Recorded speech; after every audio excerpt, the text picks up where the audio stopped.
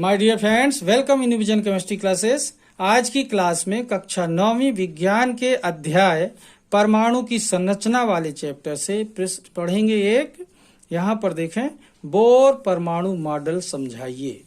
Bore परमाणु model समझाइए। जो बोहर है, बोहर ने एक परमाणु मॉडल दिया था, इसके बारे में पढ़ेंगे। तो इसके पहले जिन लोग मेरे चैनल में नए हैं तो चैनल को जरूर सब्सक्राइब कर लीजिए और मेरा सहयोग कीजिए और देखिए बोर परमाणु मॉडल का डिटेल। ओके, तो देखें, सबसे पहले रदरफोर्ड परमाणु मॉडल की आपत्तियों को यानी कमियों को दूर करने के लिए नील्स बोर ने एक मॉडल प्रस्तुत किया था जिसे बोर का परमाणु मॉडल कहते हैं। ध्यान रखना, क्या किया था? रदरफोर्ड परमाणु मॉडल की आपत्तियों को दूर करने के लिए नील्स बोर ने एक मॉडल प्रस्तुत किया था जिसे बोर का परमाणु मॉडल कहते हैं। इसकी प्रमुख अवधारणाएं या प्रमुख बिंदु निम्नलिखित हैं। इतनी बात क्लियर हो रही है। अब देखते हैं बोर के परमाणु मॉडल के प्रमुख बिंदु। ठीक है, अब देखते हैं इसके प्रमुख बिंदु देखते हैं। तो सबसे पहले देखें, इलेक्ट्रॉन परमाणु की निश्चित कक्षाओं में चक्कर लगाते हैं। पहला पॉइंट, नील्स बोर ने क्या कहा? इलेक्ट्रॉन परमाणु की निश्चित कक्षाओं में चक्कर लगाते हैं। ठीक है, दूसरा पॉइंट उसने दिया, नील्स बोर ने बताया कि इलेक्ट्रॉन लगातार बिना ऊर्जा खर्च किए अपनी कक्षा में चक्कर लगाते हैं तथा इनकी ऊर्जा निश्चित होती है तथा इन्हीं कक्षाओं को ऊर्जा स्तर कहते हैं। ध्यान दो, इलेक्ट्रॉन लगातार बिना ऊर्जा खर्च किए अपनी कक्षा में चक्कर लगाते हैं तथा इनकी ऊर्जा निश्चित होती है तथा इन्हीं कक्षाओं को ऊर्जा स्तर कहते हैं। इन कक्षाओं को क्रमशः के, एल, एम, एन इत्यादि अक्षर या 1, 2, 3, 4 संख्याओं से दर्शाते हैं। तो पहला पॉइंट क्या हुआ? इलेक्ट्रॉन परमाणु की निश्चित कक्षाओं में चक्कर लगाते हैं। दूसरा, इलेक्ट्रॉन बिना ऊर्जा खर्च किए अपनी कक्षा में चक्कर लगाते हैं तथा इनकी ऊर्जा निश्चित होती है। इन्हीं कक्षाओं को ऊर्जा स्तर कहते हैं और इन कक्षाओं को क्रमशः के, एल, एम, एन अक्षर या 1, 2, 3, 4 आदि संख्याओं से दर्शाते हैं। तीसरा पॉइंट इन्होंने दिया कि इलेक्ट्रॉन की आंतरिक ऊर्जा स्तर, ध्यान दें, इलेक्ट्रॉन की आंतरिक ऊर्जा स्तर की ऊर्जा कम तथा बाह्यतम ऊर्जा स्तरों की ऊर्जा क्रमशः बढ़ती जाती है। मतलब सबसे अंदर की कक्षा की ऊर्जा कम और जैसे जैसे बाहर जाएंगे तो उन ऊर्जा स्तरों की ऊर्जा क्या होगी? बढ़ती जाती है।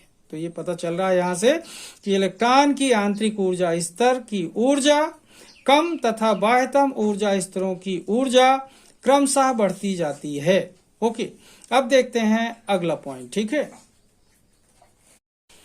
अब देखते हैं इनका लास्ट पॉइंट। इन्होंने क्या बताया कि इलेक्ट्रॉन जब निम्नतम ऊर्जा स्तर से उच्च ऊर्जा स्तर में जाता है तो ऊर्जा का अवशोषण होता है। मतलब जब इलेक्ट्रॉन निम्न ऊर्जा स्तर से उच्च ऊर्जा स्तर में जाता है तो ऊर्जा अवशोषित करता है। ठीक है, इसी प्रकार जब इलेक्ट्रॉन उच्चतम ऊर्जा स्तर से निम्न ऊर्जा स्तर में जाता है तो ऊर्जा का उत्सर्जन होता है। मतलब कहने का ये है कि जब इलेक्ट्रॉन निम्न ऊर्जा स्तर से उच्च ऊर्जा स्तर में जाता है तो इलेक्ट्रॉन अवशोषित कर लेता है और जब उच्च ऊर्जा स्तर से निम्न ऊर्जा स्तर में आता है तो ऊर्जा को उत्सर्जित कर देता है। ठीक है, ये प्रक्रिया इलेक्ट्रॉन में चलती है। ठीक है, अब देखते हैं बोर मॉडल का चित्र। ठीक है, अब देखें बोर ने जो अपना मॉडल प्रस्तुत किया उसका चित्र। सबसे पहले ये देखें, ये केंद्रक है, नाभिक है और नाभिक के चारों तरफ ये गोलाकार अलग अलग मार्ग बने हुए हैं। इन्हीं को कक्षा कहते हैं। क्या कहते हैं? कक्षा, या कक्षा को कोष कहते हैं। ध्यान देंगे, कक्षा कहते हैं या कक्षा को क्या कहते हैं?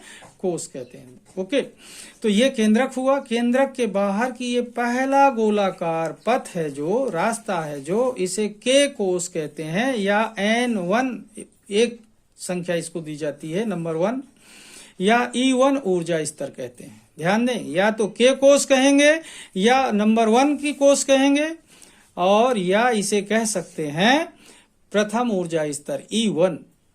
फिर दूसरा सर्कुलर पाथ देखेंगे जिसे L कोष कहेंगे या इसे N2 के द्वारा प्रदर्शित करेंगे या इसे E2 कहते हैं यानी द्वितीय ऊर्जा स्तर। फिर तीसरा सर्कुलर पाथ देखेंगे तो इसे कहते हैं M कोष या M कक्षा या फिर इसे कहेंगे N3 तीसरे नंबर की सेल या E3 से प्रदर्शित करते हैं, मतलब तृतीय ऊर्जा स्तर।